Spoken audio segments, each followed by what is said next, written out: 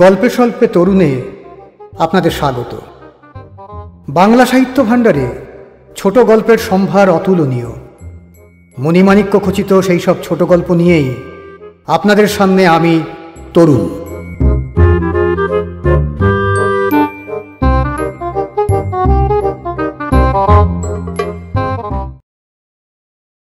আজকের গল্প দাঁত, রচনা তারাপদ রায়।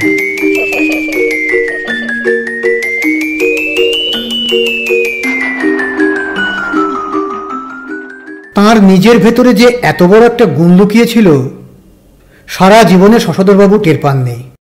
টের পেলেন তাঁর কর্মজীবনের শেষ দিনে। 60 বছর বয়স পূর্ণ হতে সওদাগরী একটা অফিসের বড়বাবুর পদ থেকে অবসর নিলেন শশধরবাবু।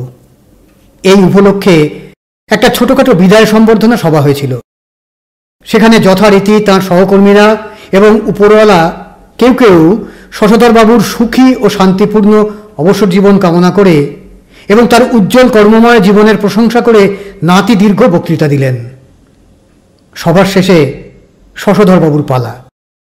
বিদায় সভায় তাকে অবশ্য কিছু বলতে হবে, এটাই রীতি।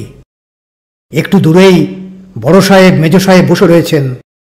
এতকাল তাঁদের দেখলে শশধরবাবুর গলা শুকিয়ে যেত, মুখের মধ্যে জিভ কেমন জড়িয়ে যেত। সাহেবদের প্রশ্নের উত্তরে কোনো রকমে হুঁ হাঁ করে দায় সারতেন। চাকরি শেষ হয়ে যাওয়ার জন্যই হোক অথবা যে কোনো কারণেই হোক, আজ কিন্তু কোনো রকম বিচলিত বোধ করলেন না শশধরবাবু। বরং বলা উচিত, জীবনে তার এই প্রথম বক্তৃতা তিনি এমনভাবে দিলেন সবাই চমকিত ও বিস্মিত বোধ করল। শশধরবাবু নিজেও কম অবাক হলেন না। উঠে দাঁড়িয়ে বিদায় উপলক্ষে তার গলায় যে মোটা রজনীগন্ধার মালাটা পরিয়ে দেওয়া হয়েছিল সেটি পরিচ্ছন্নভাবে খুলে টেবিলের উপর রেখে চমৎকার বলতে আরম্ভ করলেন শশধরবাবু। প্রিয় সভাপতি, জীবনে এই প্রথম কোনো সভায় আমার কথা বলার সুযোগ হলো। চিরকাল শুধু শুনেছি। এইভাবে আরম্ভ করে সাবলীলভাবে বাক্যের পর বাক্য সাজিয়ে চললেন। এমনকি কালের স্রোতে জীবন যৌবন ভেসে যায়, কবে ছেলেবেলায় রবীন্দ্রনাথে পড়েছিলেন সেটা যে তাঁর মনে আছে সেটা পর্যন্ত তিনি জানতেন না। সেই সব মর্মস্পর্শী কাব্যময় পংক্তি তাঁর বক্তৃতার মধ্যে অনায়াসে ঢুকে গেল। কবে 25 বছর আগে একটা সিলিং পাখা খুলে তাঁর টেবিলের ওপর পড়ে গিয়েছিল। একবার গুলি চলেছিল পুলিশের। দুপুরবেলা অফিসে বসে কিছুই জানতে পারেননি। সন্ধ্যায় রাস্তায় বেরিয়ে কারফিউ, আর বাড়ি ফিরতে পারেন না। অবশেষে অফিসে ফিরে এসে আরও কয়েকজনের সঙ্গে টেবিলের উপর শুয়ে রাতটা কাটিয়ে দিলেন। গল্পের মতো ঝরঝরে ভাষায় সব বলে গেলেন শশধরবাবু। আরেকবারের কথা বললেন শশধরবাবু, সেও 10 বছর আগের কথা। অফিস পালিয়ে টেস্ট ম্যাচ দেখতে গিয়েছিলেন ইডেন গার্ডেনে। মাঠে ঢোকার মুখে গেটের কাছে বড় সাহেবের সঙ্গে দেখা। কিরকম ঘাবড়ে গিয়েছিলেন, ভয় পেয়েছিলেন সেদিন। সেই সময় বড়বাবুর পদে তার প্রমোশনের ফাইলটা আবার বড় সাহেবেরই কাছে। প্রায় 30-40 মিনিট ধরে প্রাঞ্জলভাবে বহু সুখ দুঃখের কথা শোনালেন শশধরবাবু। বড় সাহেব রাশভারী লোক, উঠতে যাচ্ছিলেন। শশধরবাবু বলা আরম্ভ করতেই কিন্তু তিনি পর্যন্ত স্মিত হাস্য চেয়ারে বসে শশধরবাবুর বক্তৃতা শুনতে লাগলেন। শশধরবাবু শেষ করার পরে সমবেত শ্রোতৃবৃন্দ প্রায় 5 মিনিট ধরে হাততালি দিল। চাকরি থেকে বিদায় নেওয়ার সময় সকলেরই একটা বিষাদ ভাব মনে আসে। ভালো বক্তৃতা করতে পারার আবেগে ও আনন্দে শশধরবাবুর মনের মধ্যে কিন্তু বিষাদ ভাবটা রইল না, বরং অবসর জীবনে সময় কাটানোর মতো একটা নতুন দিকের সন্ধান পেয়ে গেলেন। শশধরবাবু টালিগঞ্জে পৈতৃক বাড়িতে যাবেন। সেখানে মুখরা স্ত্রী এবং বাক্য নিপুণা একমাত্র পুত্রবধূর উঠতে বসতে কথার মার পেঁচে তার জীবন ওষ্ঠাগত। তাছাড়া 2 বালক নাতি রয়েছে, তাদের অত্যাচারও তাঁর উপরে কিছু কম নয়। সওদাগরী অফিসে বড়বাবুর কাজ করে শশধরবাবুর বুদ্ধি যথেষ্টই পাকা। বক্তৃতার দিকটা আবিষ্কার করার পর তিনি মনে মনে একটা ছক কষে ফেললেন। তারপর ছক অনুযায়ী চলতে লাগলেন। ব্যাপারটা আর কিছুই নয়। সভা সমাবেশের বিজ্ঞপ্তিগুলো একবার সকালবেলায় খবরের কাগজ পেয়েই খুঁটিয়ে দেখে নিতে হবে। সূর্যোদয়ের ক্ষণ থেকে মধ্যরাত পর্যন্ত কত রকমের অনুষ্ঠানে যে সারা দিনরাত ভরে থাকে এই শহরের অলিগলি, সেটা 2-4 দিনের মধ্যেই অনুধাবন করলেন শশধরবাবু। যেমন ধরা যাক, আজ 27শে জানুয়ারি, রবিবার। প্রথমে দেখতে হবে বাড়ির কাছাকাছি কি কি প্রোগ্রাম পাওয়া যায়। বাড়ির সবচেয়ে কাছে কেওড়াতলা শ্মশান, এবং সুখের বিষয় সেখানে প্রায়ই কিছু না কিছু থাকে। মহাপুরুষদের এবং তত মহা নয় এমন পুরুষদেরও মৃত্যুতিথি অনেক সময় ঘটা করে পালিত হয় শ্মশানে। সবচেয়ে সুবিধা হলো অনুষ্ঠানটা হয় প্রায় সকালের দিকে, ফলে বিকালের দিকে আবার অন্য অনুষ্ঠানে যাওয়া যায়। কেওড়াতলা শ্মশানের ব্যাপারটা কয়েকদিনের মধ্যেই রপ্ত করে ফেললেন শশধরবাবু। স্বর্গত মহাপুরুষের কয়েকজন নিকট ও দূর সম্পর্কের আত্মীয় স্বজন, কয়েকজন অতি ধান্দাবাজ এবং কম সংখ্যক অতিশয় সরল প্রকৃতির লোক, একটি সাদা ফুলের মালা, 5 টাকার সুগন্ধি ধূপ, একাধিক দেশাত্মবোধক গান, তদুপরি কিছু বক্তৃতা। পুরো ব্যাপারটা সরলীকরণ এভাবে করা যেতে পারে। ওই বক্তৃতার জায়গাটায় ঢুকে গেলেন শশধরবাবু। প্রায় সব অনুষ্ঠানেই সভাপতির বাঁধা ধরা গত আছে। আর কেউ যদি কিছু বলতে চান, অসংকোচে সঙ্গে সঙ্গে দাঁড়িয়ে যান শশধরবাবু। তারপর ঝড়ের মতো বক্তৃতা। বাগদেবী তখন শশধরবাবু জিহ্বায় আরোহণ করেন। কিছু জানুন না জানুন, বিগত মহাপুরুষটি সম্পর্কে শশধরবাবু গড়গড় করে যে আত্মত্যাগ, যে সমাজ সচেতনতা ইত্যাদি আরম্ভ করে এনেছিল সাথে করে মৃত্যুহীন প্রাণ দিয়ে শেষ করে দেন বক্তৃতা। অবস্থা বুঝে 5 থেকে 15 মিনিট পর্যন্ত বক্তৃতা করেন তিনি। প্রায় সবসময়ই নতুন শ্রোতা পাওয়া যায় শ্মশানের সভাগুলিতে। সাধারণত এক মহাপুরুষের মৃত্যুবার্ষিকীতে যারা আসেন, অন্য প্রাতঃস্মরণীয় স্মরণসভায় তাদের দেখা যায় না। সকালের দিকে এ ধরনের একটা সভা জুটে গেলে বক্তৃতার পরে অনেকদিনই অনুষ্ঠানের কর্মকর্তাদের সঙ্গে কাছাকাছি কোনো দোকানে বসে চা, সিঙ্গারা, জলখাবার হয়ে যায়। 2-1 বার যে এরপরে ভোজনের নিমন্ত্রণ পাননি তাও নয়। সকালের বক্তৃতাটা থাকলেও খবরের কাগজ খুঁটিয়ে দেখে কাছাকাছি কোথাও এক বৈকালিক সভাও সংগ্রহ করে ফেলেন শশধরবাবু। এরকম অনুমানেই বাঁচতে হয়, সেই জন্য 2-1 বার একটু অসুবিধাও হয়। পণ প্রথা নিবারণী সমিতির এক সভায় গিয়েছিলেন সাদার্ন এভিনিউ এক বহুতল অট্টালিকার মনোরম ফ্ল্যাটে। কিন্তু সেটা পুরো মারোয়ারি ভদ্রলোকদের সভা, হিন্দিতে বক্তৃতা হচ্ছে। শশধরবাবুর আবার হিন্দি একদম আসে না। ফ্ল্যাট নম্বর ভুল হয়েছে এরকম মুখভাব করে কেটে পড়লেন। অবশ্য অনেক সময় মনোমতো অনুষ্ঠানও জুটে যায়। একদিন সন্ধ্যার মিলনপল্লী নবযুবক সংঘের রজত জয়ন্তী উৎসবে গিয়ে নতুন ধরনের অভিজ্ঞতা হলো শশধরবাবুর। সাদা ধুতি পাঞ্জাবি পরে সভায় যান তিনি, সঙ্গে কালো ফ্রেমের রাশভারী চশমা, মাথায় সাদা পাকা চুলে তাকে বেশ সম্ভ্রান্তই দেখায়। নবযুবক সংঘের প্রধান অতিথি আসেননি। যদিও তাকে সেখানে কেউ চেনে না, তবু একজন কর্মকর্তা এসে বলল, আপনার নামটা যদি বলেন। শ্রী শশধর চক্রবর্তী। তিনি নাম জানানোর মিনিট খানেক পরে শশধরবাবু শুনলেন মাইকে ঘোষণা হচ্ছে, প্রধান অতিথির অনুপস্থিতিতে আমাদের বিশিষ্ট অতিথি শ্রীযুক্ত শশধর চক্রবর্তী মহাশয় প্রধান অতিথির আসন গ্রহণ করবেন। শশধরবাবুকে 25টি প্রদীপ জ্বালিয়ে নবযুবক সংঘের রজত জয়ন্তী উৎসবের উদ্বোধন করতে হলো। বললেন, চমৎকার, এই 25টি শিখা যেদিন 50-এ পৌঁছাবে, যেদিনই রজত স্বর্ণে পরিণত হবে, সেদিন এই পৃথিবীতে আমি হয়তো থাকব না, কিন্তু নবযুবক সংঘের স্বপ্ন বেঁচে থাকবে। কম্পিত কণ্ঠে প্রাসঙ্গিক অপ্রাসঙ্গিক প্রায় 8 ঘন্টার বক্তৃতা শেষ করলেন প্রচুর করতালির মধ্যে। ক্রমশ কত রকম যে অনুষ্ঠানে গেলেন শশধরবাবু। রাজবন্দীদের পুনর্মিলন উৎসব থেকে নিখিল বঙ্গ মাংস ব্যবসায়ী সমিতির বার্ষিক সম্মেলন, বজরংবলী ব্যায়ামাগারের পুরস্কার বিতরণী উৎসব থেকে জগমোহিনী উচ্চ বালিকা বিদ্যালয়ের ক্রীড়া প্রতিযোগিতা। সভায় যাওয়া নেশার মতো হয়ে উঠল শশধরবাবুর। কর্মজীবনে বাড়িতে তবু সকাল সন্ধ্যে থাকতে হতো তাঁকে, এখন আর তাও থাকেন না। সংসারে তার খুব কাজ বা প্রয়োজন নেই, তাঁর অনুপস্থিতি নিয়ে কেউ বড় একটা মাথা ঘামায় না। তিনি নিজেও বেঁচে যান, ঝামেলা ঝগড়া খিটিমিটির মধ্যে থাকতে হয় না। শাশুড়ি বধূর কলহে যখন তার বাড়ির ত্রিসীমানায় কাকপক্ষীটি পর্যন্ত বসতে সাহস করছে না, তখন তিনি চেতলা বাজারের নতুন তরকারি স্টল উদ্বোধন অনুষ্ঠানে বক্তৃতা করছেন। মানুষের জীবনে সবুজ তরকারি কতটা প্রয়োজনীয় রবীন্দ্রনাথ লিখেছেন, ওরে নবীন, ওরে আমার কাঁচা, ওরে সবুজ, ইত্যাদি ইত্যাদি। সকালে ঘুম থেকে উঠে দাড়ি টাড়ি কামিয়ে স্নান করে ফিটফাট হয়ে ধুতি পাঞ্জাবি পরে চা আর রুটি তরকারি খেয়ে শশধরবাবু রুদ্ধশ্বাসে বেরিয়ে পড়েন। পথে যেতে যেতে সেদিনের বক্তৃতার বিষয়টা একবার ভেবে নেন। তারপর সকালের অনুষ্ঠান শেষ হলে তাড়াতাড়ি বাড়ি ফিরে ভাত খেয়ে একটু বিশ্রাম। অনেকদিন, বিশেষ করে শীতকালে দুপুরের দিকেও সভা সমিতি পাওয়া যায়, সেদিন আর বিশ্রামের অবকাশ থাকে না। আবার কোনোদিন গৃহযুদ্ধের মধ্যে বিশ্রাম করা অসম্ভব হয়ে ওঠে, সেদিন হাঁটার উদ্দেশ্যে বেরিয়ে পড়েন। আস্তে আস্তে বিকেলের সভায় গিয়ে পৌঁছান। হঠাৎ যদি কখনো এমন হয় কাছাকাছি বা কিছু দূরেও কোনো পছন্দ মতো অনুষ্ঠান না পান, সেদিন সন্ধ্যাটা কেমন ফাঁকা ফাঁকা লাগে, মাটি হয়ে যায়।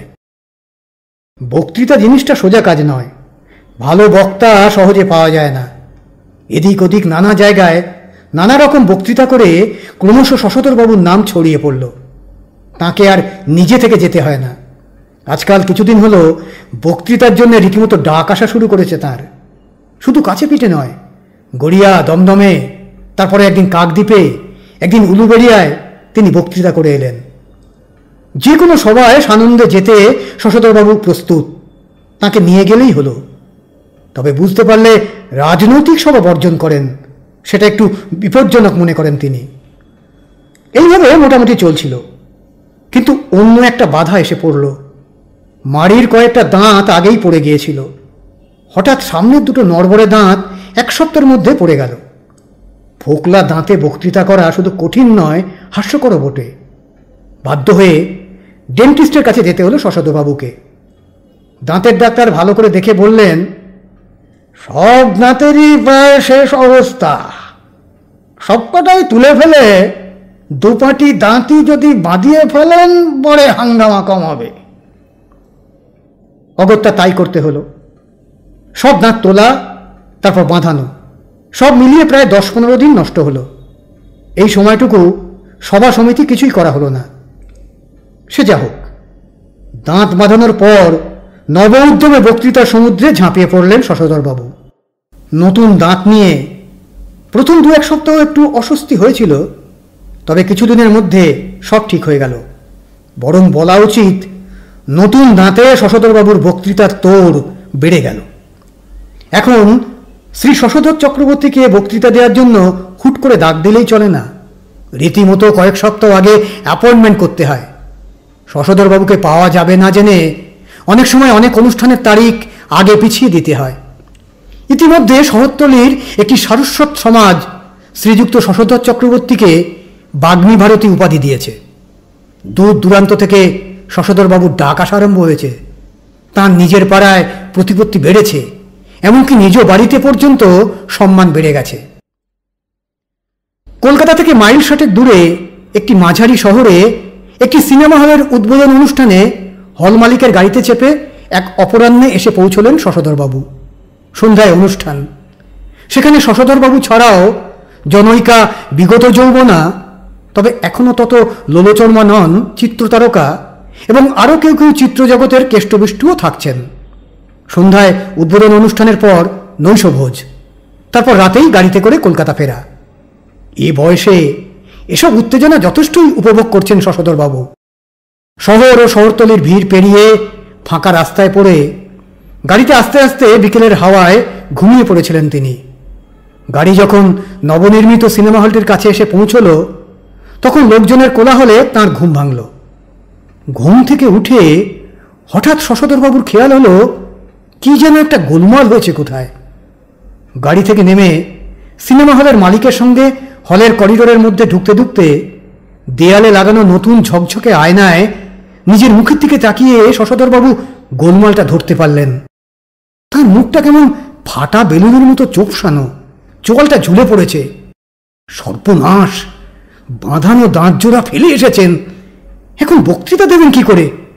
আর নৈশভোজ বোধহয় শুধু ডাল কিংবা স্যুপ খেয়েই কাটাতে হবে। অনুষ্ঠানের এখনো বেশ কিছু বাকি আছে। হলের করিডোরের বাঁ পাশে হল মালিকের সুন্দর সুসজ্জিত কক্ষ। সেখানে সাদরে নিয়ে শশধরবাবুকে সোফায় বসালেন হলের মালিক নগেন পাল মহাশয়। নগেন পালকে দেখে একটু আশ্বস্ত হলেন শশধরবাবু। খুব কাঠখোট্টা নয়, সিনেমা হলের মালিক হিসেবে বেশ একটু নরম গোছের চেহারা। বিপদের কথাটা আগেই বলে রাখা ভালো এই ভেবে শশধরবাবু দন্তহীন ফোকলা মারিতে যতটা বিনয় আনা সম্ভব সেটুকু এনে জিভ দিয়ে জড়িয়ে জড়িয়ে বললেন, একটা বড় ভুল হয়ে গেছে মশাই, আজ আমার বক্তৃতা করা হবে না। নগেনবাবু অবাক। কলকাতা থেকে এত রাস্তা এসে এখন বলে কি লোকটা? নগেনবাবুর একটু খটকাও লাগলো। এই অস্পষ্ট জীব জড়ানো কথা বলা লোকটা বিখ্যাত বক্তা শশধর চক্রবর্তী? কোনো ভুল হলো না তো? ব্যবসায়ী মানুষ নগেনবাবু নিজের কৌতূহল এবং খটকা চেপে রেখে জিজ্ঞাসা করলেন, কেন, কি হলো? শশধরবাবু সরাসরি জানালেন, আমার বাজানো দাঁতটা ভুলে ফেলে এসেছি, এখন বক্তৃতা করবো কি করে, আর আপনার নৈশী বা খাবো কি করে? নগেনবাবু এই কথা শোনা মাত্র বললেন, দাঁত যারা ফেলে এসেছেন তাতে কি হয়েছে, এটা কোনো সমস্যাই নয়, 10 মিনিট বসুন, আমি আসছি। এই বলে দ্রুত দরজা দিয়ে বেরিয়ে যেতে যেতে একটি বেয়ারাকে নির্দেশ দিলেন, এই অফিস ঘরে মিস্টার চক্রবর্তীকে জলখাবার দে, আমি এখনই আসছি। ঠিক 10 মিনিট নয়, 15-16 মিনিটের মাথায় ফিরে এলেন নগেন পাল, হাতে একটি ছোট থলে। সেক্রেটারির টেবিলের ড্রয়ার খুলে একটা তোয়ালে বার করে তার উপরে উপুর করে ঢাললেন থলেটা। অন্তত 15-20 জোড়া বাঁধানো দাঁত, অর্থাৎ 30-40টা পাটি। শশধরবাবু স্তম্ভিত। এরকম ঘটনা যে ঘটতে পারে তিনি ঘুণাক্ষরেও কল্পনা করতে পারেননি। এত দাঁতের পাটি পেল কোথায়? নগেন পালের কি দাঁতেরও ব্যবসা আছে? তিনি হতবাক হয়ে ভাবতে ভাবতেই নগেন পাল এক এক জোড়া দাঁতের পাটি বেছে নিয়ে এগিয়ে দিলেন। দেখুন তো ফিট করে কিনা। হ্যাঁ, এজোড়া একটু ছোট মনে হচ্ছে, ঠিক মাড়ির ওপর বসছে না। শশধরবাবুর দ্বিধা দেখে নগেন পাল আরেক জোড়া এগিয়ে দিলেন। একটু ইতস্তত করে দ্বিতীয় জোড়াও শশধরবাবু পরখ করলেন। না, এটা আবার একটু বড়, টাকরা থেকে যাচ্ছে। বারবার 3 বার। কি আশ্চর্য! তৃতীয়বারের মাথায় দাঁতের পাটি জোড়া একেবারে কাঁপে কাঁপে ফিট করে গেল শশধরবাবুর। এমনকি তার নিজের যে দাঁত জোড়া ভুল করে বাড়িতে ফেলে এসেছেন তার থেকেও স্বচ্ছন্দ যে এ জোড়া। 2 মাড়িতে 2 জোড়া দাঁত লাগিয়ে আত্মপ্রত্যয় ফিরে পেলেন শশধর চক্রবর্তী। এরপরে 2.5 ঘন্টা ঝড়ের মতো কেটে গেল। নতুন দাঁত মাড়িতে বসিয়ে দুর্দান্ত বক্তৃতা করলেন শ্রীযুক্ত শশধর বাগ্মী ভারতী। সিনেমা যে জীবনের সঙ্গে কতটা জড়িয়ে গেছে, একালের শিশুরা যে মা মা বলে না কেঁদে সিনেমা সিনেমা বলে কাঁদে। একটি সিনেমা হল, নবকালের নব বিশ্ববিদ্যালয়। ভালো দাঁতের সুবিধা পেয়ে শশধরবাবু প্রাণ খুলে বক্তৃতা করলেন। যেসব ভাবী দর্শকেরা শুধুমাত্র চিত্রতারকার আকর্ষণে এসেছিল তারা পর্যন্ত শশধরবাবুর বক্তৃতা শুনে থ মেরে গেল। চিত্রতারকা ইত্যাদিরাও অল্প বিস্তর বললেন বিস্তর সিটির মধ্যে।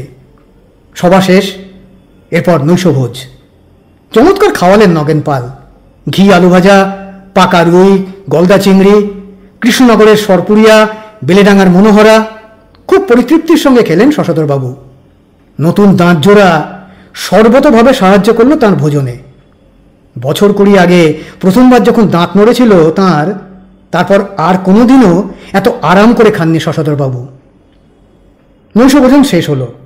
এবার ফেরার পালা। শশধরবাবু বাথরুমে গিয়ে হাত মুখ ধোয়ার সময় জলের কলে দাঁতের পাটি জোড়া খুলে ভালো করে ধুয়ে নিয়েছেন।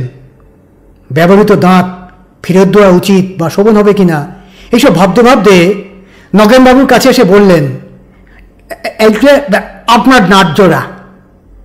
নগেনবাবু বিনীতভাবে বললেন, ও আমার কোনো কাজে লাগবে না, আপনার যখন ফিট করে গেছে আপনি রেখে দিন। বিনামূল্যে এক জোড়া ভালো দাঁত পেয়ে গেলেন। শশধরবাবু খুশি হলেন। তবু একটু বিনয়ের সঙ্গে মাড়ির খাপে দাঁতের পাটি লাগাতে লাগাতে প্রশ্ন করলেন নগেনবাবুকে। আচ্ছা, এত দাঁতের পাটি আপনার কাছে, আপনার কি দাঁতেরও ব্যবসা আছে? নগেন পাল হাত কচলিয়ে বললেন, আরে না না, দাঁতের ব্যবসা নয়, আমার আছে নার্সিং হোম। দেখেননি শহরে ঢুকতে ঢুকতে কোল্ড স্টোরেজের পাশেই নগেন্দ্র সেবা কেন্দ্র, ওটা আমারই। শশধরবাবুর সংশয় গেল না। নার্সিং হোমে মানে ওই নগেন্দ্র সেবা কেন্দ্রে এত দাঁত দিয়ে আপনি কি করেন? ওটা দাঁতের রোগী নার্সিং হোম, দাঁতের হাসপাতালের মতো কিছু? নগেনবাবু বিশদভাবে হাসলেন। তা নয়, তা নয়, ওটা এমনি নার্সিং হোম, সাধারণ নার্সিং হোম। তবে আজকাল অনেক বুড়ো হাবড়া রোগীকে বাড়িতে রেখে ছেলে বউ আত্মীয় স্বজন সেবা যত্ন করতে চায় না, অসুখ বিসুখ হলেই হাসপাতালে নার্সিং হোমে পাঠিয়ে দেয়। একটু থেমে নগেনবাবু বিভ্রান্ত শশধরবাবুর মুখের দিকে তাকিয়ে বললেন, তা সেই বুড়ো রোগীরা যখন মারা যায় তাদের চশমা, দাঁত সবই তো আমার ওখানে পড়ে থাকে। ওসব জিনিস আত্মীয় স্বজন কদাচিৎ ফেরত নিতে আসে। আমি বিষয়ী লোক, সব গুছিয়ে রেখে দিই, কখন কার কাজে লাগে। এই তো আপনার কাজে লাগলো। আপনার দাঁত জোড়া যতদূর মনে হচ্ছে বড়দা প্রসন্নবাবুর, আমাদের এলাকার শেষ রায় বাহাদুর। লাস্ট ডিসেম্বরের ঠান্ডায় আমার ওখানেই টেসে গেলেন। রায় বাহাদুরি দাঁত মারিতে চাপিয়ে হতভম্ব শশধর চক্রবর্তী ফ্যাল ফ্যাল করে নগেন পালের দিকে তাকিয়ে রইলেন। বাগ্মী ভারতী শ্রীযুক্ত শশধর চক্রবর্তী বক্তৃতা করা ছেড়ে দিয়েছেন। তিনি বাঁধানো দাঁত ব্যবহার করাও ছেড়েছেন। নিজের আসল দাঁত জোড়া, সেই সঙ্গে উপহার পাওয়া রায়বাহাদুরি দাঁত দুটি সেটই কালীঘাটের গঙ্গায় ফেলে দিয়ে এসেছেন। এক ফোকলা দাঁত বৃদ্ধ ভদ্রলোক দুটি দামাল শিশুর সঙ্গে বারান্দায় খেলছে। এ দৃশ্য এখন শশধরবাবুর বাড়িতে কেউ বক্তার সন্ধানে গেলেই দেখতে পাবেন। তবে তিনি আর কোথাও যান না। বক্তৃতার অনুরোধ নিয়ে কেউ এলে সঙ্গে সঙ্গে তাকে ভাগিয়ে দেন।